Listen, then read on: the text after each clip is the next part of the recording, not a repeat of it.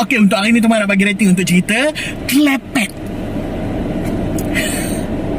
Okay, first thing first, aku nak ucapkan ribuan dan jutaan terima kasih kepada pihak TGV kita City Grand yang telah memberi aku peluang untuk menonton tayangan perdana Klepet. Tambahan pula aku dapat ni, geng. Siap ada tanda tangan ni, geng. Korang nak ke? Tak dapat. Korang tak dapat. Okey, aku akan ceritakan sinopsis cerita ni. Cerita ini mengisahkan 3 orang sekawan, 3 orang sekawan, kawan baik, katanya daripada kecil, okey, yang mempunyai latar belakang yang berbeza. Ada yang macam ni, ada yang macam ni, ada yang macam ni pula. Diorang ni pergi camping, aku tak tahu camping ke event ke apa, aku tak tahu.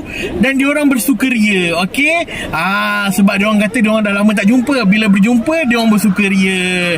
Tiba-tiba, geng, tiba-tiba terjadinya sebuah insiden yang menyebabkan diorang ni hari-hari diorang bertukar kepada hari yang kelam. Gitu. Ada orang perempuan daripada Kazakhstan lah. Lepas tu jumpa duit dalam kereta yang insiden lah. Terlanggar orang lah. Macam-macam. Okey.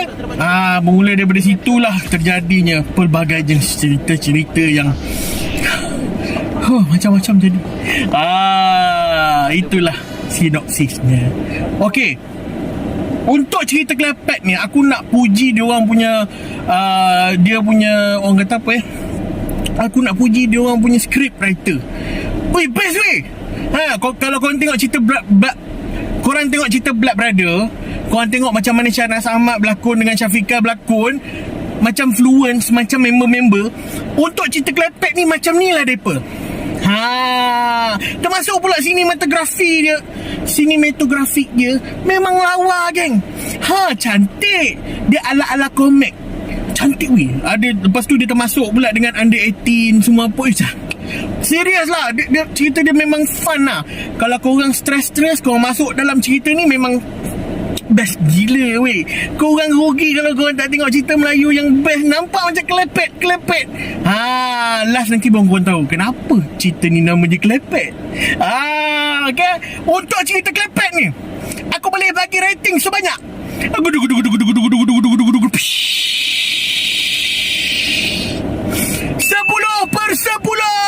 Cerita ni best gila weh. Memang tak kering gusi. Kalau korang rasa gusi korang kering, korang kena tengok cerita ni.